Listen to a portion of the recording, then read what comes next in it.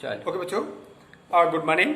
जैसा कि आप लोग जानते हो कि हम लोग पॉलिटिकल पार्टी पढ़ रहे थे और प्रीवियस वीडियोस में सम स्टूडेंट्स ने कंप्लेन किया, थोड़ा सा एडवाइस किया कि सर हमें क्राइसिस ऑफ पॉलिटिकल पार्टीज नहीं समझ में आ रही हैं, तो उसके बारे में हम लोग थोड़ा सा चर्चा करते हैं। क्राइसिस क्या है? क्राइसिस मतलब कौन सी प्रॉब्लम्स हैं जो पॉलिटिकल पार्टीज फेस कर रही हैं, या उन्हीं को हम चैलेंजेस कह सकते हैं। What are the challenges and crisis? काफ़ी सिमिलर होते हैं। तो चैलेंजेस का मतलब हुआ करता है the difficulties which party should overcome. समझ में बच्चों? चैलेंजेस का मतलब है कि चैलेंजेस भी वही चीज़ होते हैं, क्राइसिस भी वही चैलेंज होते हैं। ऐसे, लेकिन चैलेंजेस से क्राइसिस थोड़ा सा ज़्यादा न्यूक्लियोइड होते हैं। मतलब चैलेंजेस का मतलब हुआ कि क्राइसिस का मतलब हुआ कि they should at any rate overcome by the party. Challenges का मतलब होता है कि अपने आप को मोर प्रोग्रेसिव, मोर डेवलप करने के लिए what ever the problems faced should be, है ना। तो देखो, जो क्राइसिस और चैलेंजेस में एक माइन्यूट सा डिफरेंट है। क्राइसिस कहा जाता है कि जब कोई पॉलिटिकल पार्टी को क्राइसिस मतलब वो प्रॉब्लम में है, और चैलेंजेस का मतलब होता है कि अपने आप को डेवलप करने के लिए और आगे बढ़ने के लिए व्हाट एवर द प्रॉब्लम्स आती है उनको चैलेंजेस कहते हैं। क्राइसिस मतलब ये पार्टी हमारी प्रॉब्लम में है। क्राइसिस का मतलब होता है हम प्रॉब्लम में हैं, हमें आगे बढ़ना नहीं है, हम जिस कंडीशन में हैं उसी कंडीशन में हम प्रॉब्लम में हैं। That is known as a crisis. And challenges का मतलब होता है कि we want to grow more, हम आगे बढ़ना चाहते हैं और आगे बढ़ना चाहते हैं। उसके लिए हमें डिफरेंट तरीके के चैलेंज जो फेस करने पड़ते हैं, या जो डिफरेंट तरीके की डिफिकल्टीज हमारे सामने आती हैं, उनको ओवरकम करने को चैलेंजेस कहते हैं। और क्राइसिस कहा जाता है कि हम प्रेजेंट टाइम में जिस सिचुएशन में हैं उसी सिचुएशन में हम उस सिचुएशन में भी अपने आप को सर्वाइव नहीं कर पा रहे हैं, हमारे पास प्रॉब्लम्स है, उसे कहते हैं क्राइसिस। तो नॉर्मली, लेकिन बेसिकली हम चैलेंजेस को क्राइसिस समझ बैठते हैं, या क्राइसिस, तो उसी को मैं एक challenges of the political parties करके बता दे रहा हूँ बेटा कि हमारे चैलेंजेस ऑफ पॉलिटिकल पार्टीज क्या हैं। तो कल जो मैंने आप लोगों को पढ़ाया पढ़ाया था आप लोगों को। कल हम लोगों ने जो डिस्कस किया था classification of the political parties. कल बच्चों हम लोगों ने इस पर डिस्कशन किया था, और मैंने बताया था कि आप लोगों को पहला नंबर जो आपकी पॉलिटिकल पार्टीज होती हैं वो नेशनल लेवल पॉलिटिकल पार्टीज होती हैं। नेशनल लेवल की पॉलिटिकल पार्टीज होती हैं, नेशनल लेवल पॉलिटिकल पार्टीज होती हैं। और दूसरे नंबर पर स्टेट लेवल की पॉलिटिकल पार्टीज होती हैं, स्टेट लेवल पॉलिटिकल पार्टीज। और तीसरी होती है बेटा local level of the political party. ये कल मैंने आप लोगों को क्लासिफिकेशन की बताया था, कि मैंने प्रिस्क्राइब किया था, ये मैंने क्लासिफाइड किया था कि कोई पॉलिटिकल पार्टी स्टेट लेवल का पॉलिटिकल पार्टी का स्टेटस गेन करने के लिए क्या रिक्वायर करती है कि पार्टी को general election of the Lok Sabha में कम से कम 6% वोट गेन करना चाहिए, या 4 स्टेट के असेंबली इलेक्शन में 6% वोट गेन करना चाहिए। इनमें से कोई एक क्राइटेरिया को फुलफिल करना चाहिए, और कम से कम 4 सीट्स ऑफ द लोकसभा को गेन करना चाहिए। Then a party can also get the status of the national political parties by the election commission of India. Same condition मैंने बताया स्टेट के लिए पार्टी को assembly election of the particular state should be gain minimum कितनी party gain करना, कितना percent, 6% vote उस state के असेंबली इलेक्शन में 6% वोट, एंड मिनिमम सीट्स जो जीतनी चाहिए वो बेटा मैंने बताया था। आई have told you that minimum 2 seats should be secure by the party. इसके बाद मैंने बताया था लोकल लेवल की पार्टी, इनके अलावा जो पार्टी हैं वो सब लोकल लेवल की पार्टी में कंसीडर की जाती है। आज हम लोगों को जो पढ़ना है वो पहले बेटा पढ़ना है challenges of the political parties. Challenges of the political parties क्या है, कौन कौन सी पार्टी हमारी चैलेंजेस फेस करती है। तो बच्चों हम लोग आज पढ़ेंगे challenges of the political parties. Challenges of the political parties. ठीक है बच्चों, हमारी पॉलिटिकल पार्टीज कौन कौन से चैलेंजेस फेस करती हैं, फेस कर रही हैं या फेस करती हैं, आज वो चैलेंजेस पढ़ना है। तो इन्हीं को आप क्राइसिस कंसीडर कर सकते हैं। लेकिन क्राइसिस, मैंने बताया, क्राइसिस और चैलेंज में थोड़ा सा डिफरेंट होते हैं। चैलेंजेस बेटे पॉजिटिव होते हैं। चैलेंज आने का मतलब है we want to grow more progressive, we want to be better, we want to developed, we want to be develop, more develop, और उसके लिए जो हमें प्रॉब्लम फेस करें, तो ये चैलेंजेस पॉजिटिव है। हमें चैलेंजेस नहीं फेस करना, हम जैसे हैं उस सिचुएशन में पड़े हैं। लेकिन क्राइसिस का मतलब है हम जिस सिचुएशन में हैं उसमें भी हम प्रॉब्लम फेस कर रहे हैं। This is the minute difference between the crisis and challenge. हाँ, क्राइसिस चैलेंज होते हैं, तो चैलेंजेस तो और ब्रॉड हो गया, क्राइसिस भी एक चैलेंज होते हैं जिन्हें हमें ओवरकम होना होता है।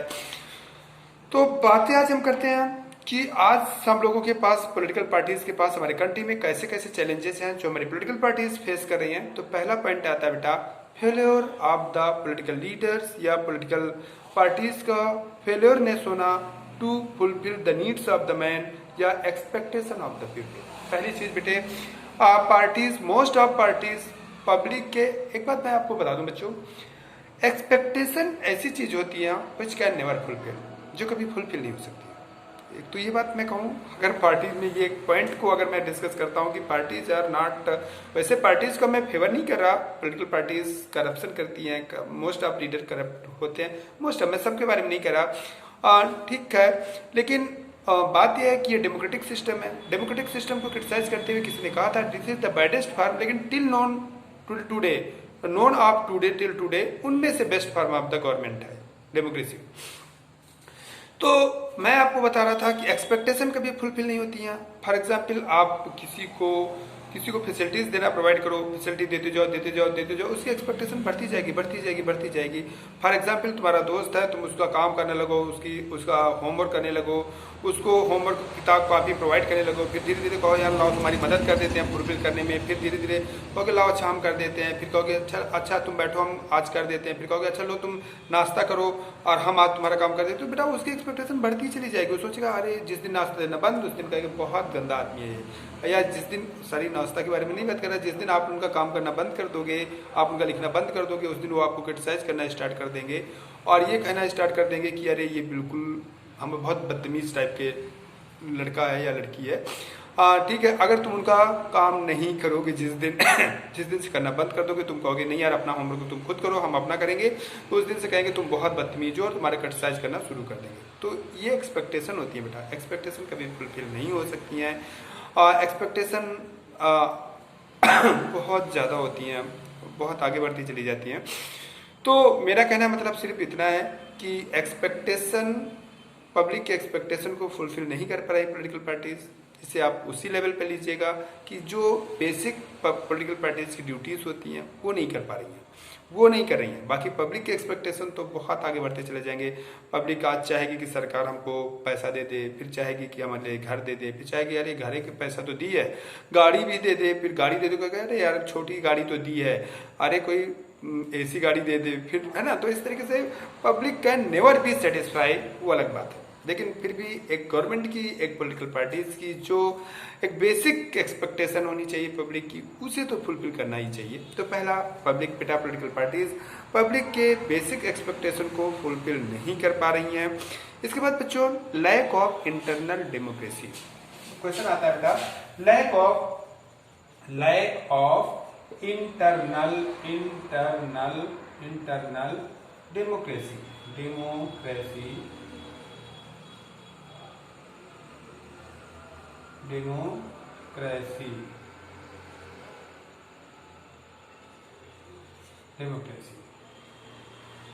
लैक ऑफ इंटरनल डेमोक्रेसी का मतलब होता है पार्टीज, डेमोक्रेटिक सिस्टम को रिप्रेजेंट कर रही है। Parties are representing to the democratic system, but उनके पार्टी के अंदर डेमोक्रेसी ही कमी है। I have told you that political parties are sustaining where there is a democracy, मतलब they are representing to the democracy, but अगर party के अंदर खुद देखा जाए तो डेमोक्रेसी नहीं है। सारे डिसीजन, पार्टी के अंदर के सारे decision on the base of dictatorship पे लिए जाते हैं। मोस्ट ऑफ केसेस में हम देखते हैं कि पार्टी के जो भी डिसीजन लिए जाते हैं they are taken just like as a dictatorship.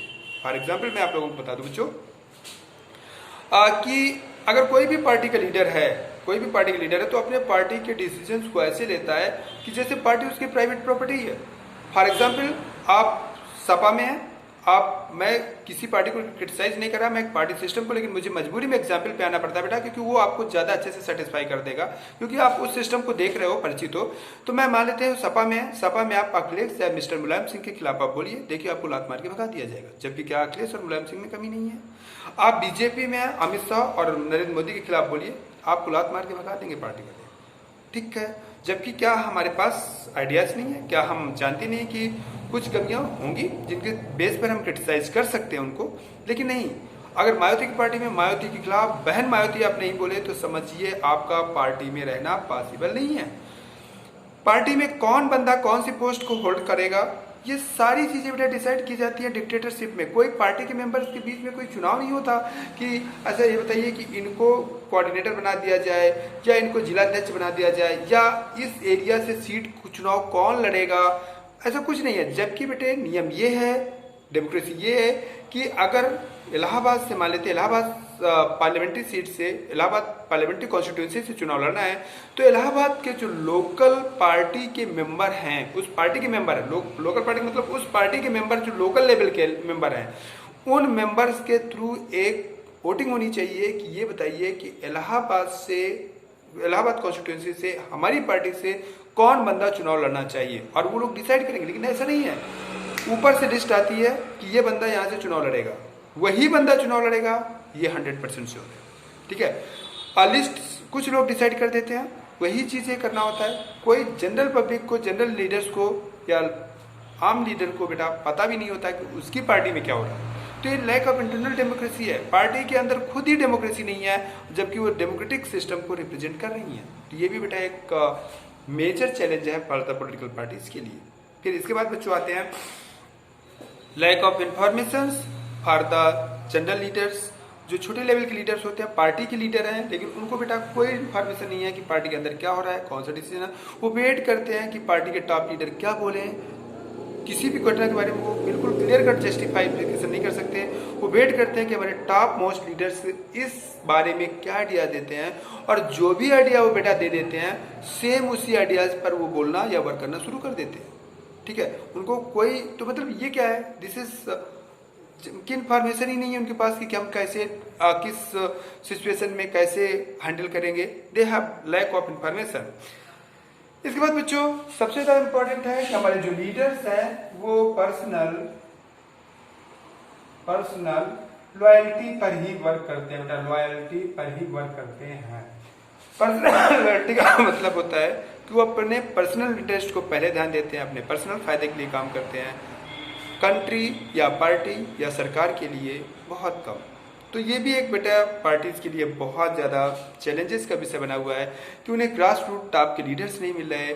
जो भी लीडर्स हैं वो बेटे अपने पर्सनल कामों में ही व्यस्त हैं, अपने पर्सनल प्रॉफिट के लिए काम करने में व्यस्त हैं। दिस इज आल्सो एक पार्टीज के लिए, सारे पार्टीज के लिए एक चैलेंजेस हैं कि पार्टी लीडर्स अपने पर्सनल प्रॉफिट के लिए वर्क करते हैं। इसके बाद बच्चों नो अपॉर्चुनिटी, मैंने बताया था, कल भी बताया था, no opportunity for general party members. बेटे आप कितने भी अच्छे पार्टी के मेंबर बन जाओ, लेकिन आप बीएसपी में हैं या आप बीजेपी में हैं या आप कांग्रेस में हैं। बीजेपी में तो मान लेते हैं कि थोड़ा सा टॉप मोस्ट लीडर को हटा करके मीडियोकर या बिलो लेवल के लीडर्स आए। एक का एग्जाम्पल आपके प्रधानमंत्री खुद हैं कि प्रधानमंत्री बेटा एक चाय बेचने वाला बंदा आज पीएम बन गया। ठीक है, बीजेपी ने इस ट्रेडिशन को तोड़ा है कि एक कॉमन आदमी को भी, एक जनरल लीडर को भी, एक लो लेवल के लीडर को भी धीरे धीरे करके ऊपर। लेकिन बेटा ऐसा संघर्ष रेयर लोग कर पाते हैं ना। बाकी आप दूसरे पार्टी में होते, सपा में आप कितना भी अच्छा काम कर जाएं, आप सीएम के दावेदार नहीं हो सकते, क्योंकि सीएम की पोस्ट फिक्स है कि अगर सपा की सरकार बनेगी तो मिस्टर अखिलेश ही सीएम बनेंगे। क्या अखिलेश के अलावा उस पार्टी में कोई ऐसा मेंबर नहीं है जो ज़्यादा अच्छा काम कर सके, या पार्टी के मेंबर उनके फेवर में काम करें, या उनको देखना चाहिए कि ये बंदा बेटर कर सकता है, इन्हें बनाया जाए? लेकिन नहीं, नो चांसेस। सेम कंडीशंस आप लोग बेटा बीएसपी में देखोगे। आप कितने भी अच्छे हो जाओ, कितना भी आप टैलेंटेड हो जाओ, कितना भी आप सीएम बन करके स्टेट को एक डेवलप करने की हैसियत ला सकते हो, you can also take, you have also very good knowledge, you have very good work calibres, but you will not get chance to be the CM because already the post of CM is fixed. That if the SAPA, if the BSP is securing the majority in the state level, then CM post will fix for the Miss Mayawati. ठीक है, तो these are the problems, these are कि no accordingly party workers के लिए कोई chances नहीं है। आप कितने अच्छे पार्टी वर्कर्स हो, आपको मिनिस्टर तक नहीं बनाया जाएगा, क्योंकि मिनिस्टर बनने के लिए भी जोड़ तोड़ जारी रहती है। खैर ठीक है, मिनिस्टर तो फिर भी काफ़ी अच्छे लोग बनाए जा सकते हैं, डिपेंडेंट है कि जो सीएम है वो कैसे हैं, वो कैसे लोगों को अपना मिनिस्टर अपॉइंट करते हैं। फिर इसके बाद बच्चों एक प्रॉब्लमेटिक चीज़ आती है, डायनेस्टिक सक्सेशन। डायनेस्टिक सक्सेशन का मतलब ये होता है बेटो कि डायनेस्टिक सक्सेशन का मतलब होता है कि पार्टी को चलाने वाले लोग पार्टी एक फैमिली मेंबर्स ही होते हैं। फादर पहले थे पार्टी अध्यक्ष, पार्टी के हेड, अब उनके बेटे हो गए।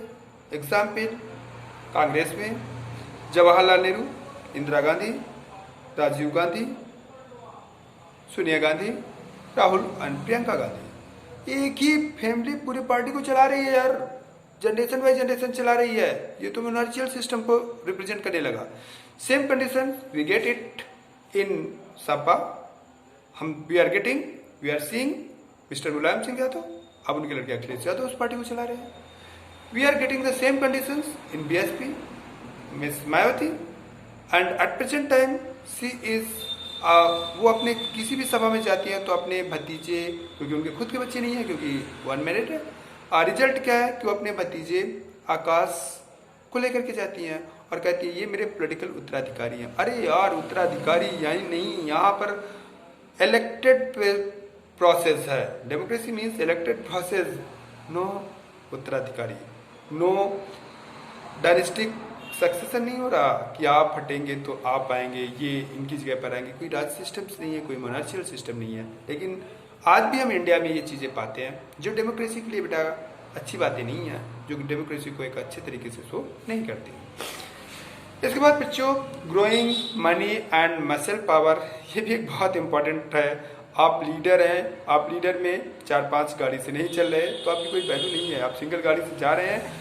खासकर मैं एक बहुत अच्छा आदमी हूँ, मान लेते हैं थोड़ी देर के लिए मान लो, मैं नहीं कह रहा कि मैं बहुत अच्छा आदमी हूँ, लेकिन सपोज दैट मैं बहुत अच्छा आदमी हूँ, लेकिन मैं चाहता हूँ कि मैं देश की सेवा करूँ, मैं चाहता हूँ कि मैं चुनाव लड़ूँ, और मेरे पास नई फॉर्च्यूनर है, मैंने अपनी बाइक उठाई और बाइक उठा करके 4-5 घरों में गया, 4-5 जगह पर गया और लोगों से कहा भैया हमें वोट दीजिएगा, हम भी चुनाव लड़ना चाहते हैं, हम भी चुनाव लड़ रहे हैं, हमें वोट दीजिएगा, हम बेटर सेवा करेंगे, हम करप्शन से नहीं करेंगे, हमें अच्छा नॉलेज है, हमें पॉलिटिक्स का अच्छा नॉलेज है, लेकिन बेटे तुम लोग मुझे कोई इंटरेस्ट मेरे ऊपर नहीं दिखाओगे। और इसके लिए बेटे अब मैं कहूँ कि करप्शन के लिए तो पब्लिक भी जिम्मेदार है ना यार।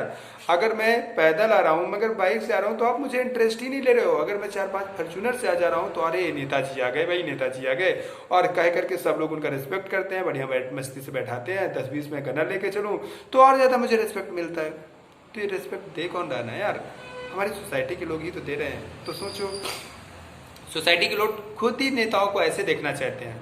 अमेरिका में बेटे, अमेरिका को मैं ये नहीं कहता कि मैं अमेरिका को ज़्यादा बेटर मानता हूँ, बट लेकिन अमेरिका में जो वाइस प्रेसिडेंट बेटे, प्रेसिडेंट जो रिटायर हो जाता है, वो जब चलता है ना बेटे, अमेरिका में आज भी देखा जाए तो मैं एक दिन लिस्ट देख रहा था, 500 समथिंग्स वहाँ पर मोस्ट वीवीआईपी इंसान है, जबकि इंडिया में लाखों में वीवीआईपीज हैं, लाखों में वीवीआईपीज है। जो प्रेसिडेंट बन के हट चुका है, उसके साथ पूरा सिस्टम चल रहा है, पूरा जेट सीडी की सिक्योरिटी चल रही है।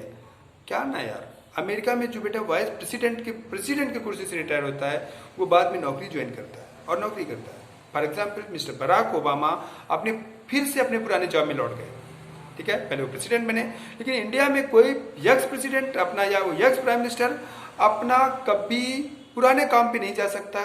वो मानता है, ही कंसीडर कि पॉलिटिक्स मेरा एक जॉब है, और इसके जैसे फैसिलिटीज और इसकी जैसी व्यवस्थाएं किसी दूसरे जॉब में हो ही नहीं सकती है। दैट्स वाई वो हमेशा, और ढेर सारे नेताओं को सरकार वीवीआईपी का स्टेटस देकर के उनको सिक्योरिटी प्रोवाइड करती है, उनको खर्च बियर करती है। What is means of it यार, सरकार का काम नहीं है वही मैं बता रहा हूँ कि इंडिया में लाखों में मैंने देखा, मोस्ट वीवीआईपी पीपल लाखों में थे, जबकि अमेरिका में 500 समथिंग्स वीवीआईपी थे, और वहाँ पर एक्स प्रेसिडेंट को भी वीवीआईपी नहीं समझा जाता, और ये माना जाता है कि अब उसे अपना काम करना चाहिए, अब वो रिटायर्ड हो चुका है, प्रेसिडेंट के पोस्ट से हट चुका है। मैंने एग्जाम्पल दिया मिस्टर बराक ओबामा या जॉर्ज बुश, ये अपने पुराने कामों में लौट गए। जब बराक ओबामा अपने पुराने काम में लौट गए और उन्होंने पॉलिटिक्स छोड़ दिया, पॉलिटिक्स छोड़ने के बाद वो एक कॉमन पीपल ऑफ अमेरिका बने। ठीक है, ये मेरे कहने का मतलब बच्चों कि इंडिया में क्या है ना, मनी एंड मैसेज पावर का बहुत ज़्यादा इम्पोर्टेंस है। ठीक है, आपके पास पैसा है, 10 गाड़ियों से चल रहे हैं, आप एक अच्छे लीडर हैं।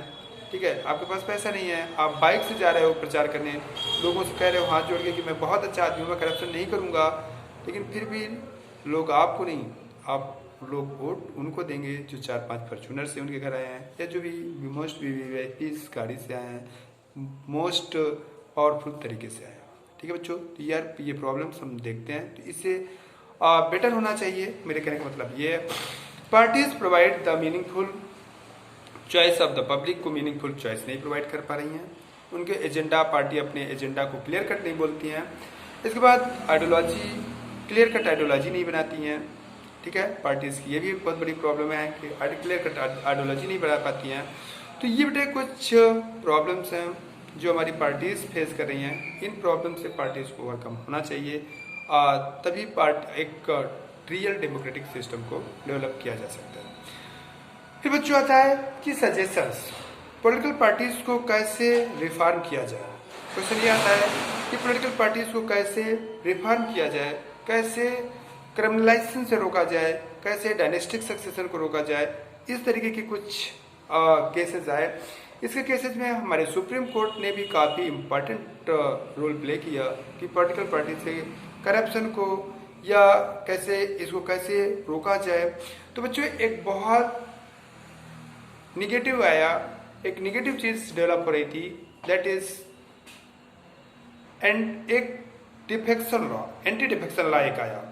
एंटी डिफेक्शन लॉ के बारे में मैं आपको बता दूं बच्चों, क्या होता था कि पार्टी के मेंबर्स, देखो जो एक पार्टी का वोट बैंक होता है, एक पार्टी के नाम पे वोट मिलता है। जैसे मैं कहूँ कि बीजेपी इतनी ज़्यादा वोट जीती तो पार्टी के नाम पे उसे वोट मिला, और पार्टी के नाम का वोट का मतलब एक हम कहें कि मोदी के नाम पे वोट मिला, कह सकते हैं। या तो बच्चों हर पार्टी का एक पर्टिकुलर एरिया में इन्फ्लुएंस होता है। ठीक है, अब क्या हुआ कि किसी पार्टी का पर्टिकुलर एरिया में इन्फ्लुएंस है, पार्टी भी इसके लिए जिम्मेदार है। बेटा पार्टियां क्या करती हैं कि वो जिसको टिकट देती है उससे पैसा लेती हैं, आप 10 लाख दीजिए और तब आपको हम लोकसभा का चुनाव लड़ने के लिए टिकट देंगे या विधानसभा का चुनाव लड़ने के लिए टिकट देंगे। पार्टी टिकट बेचती हैं, तो जब ऐसे लेवल पे बेचते हैं तो बेटा नो डाउट खरीदने वाले भी कम एक्सपर्ट नहीं होते हैं। वो लोग जाकर के बेटे पार्टी से टिकट खरीद लेते हैं और टिकट खरीदने के बाद चुनाव लड़ते हैं। चुनाव लड़ने के बाद जब जीत जाते हैं या थे, तो क्या करते थे कि वो बेटा दूसरी पार्टी से भी मिले रहते थे अंदर अंदर और कहते थे कि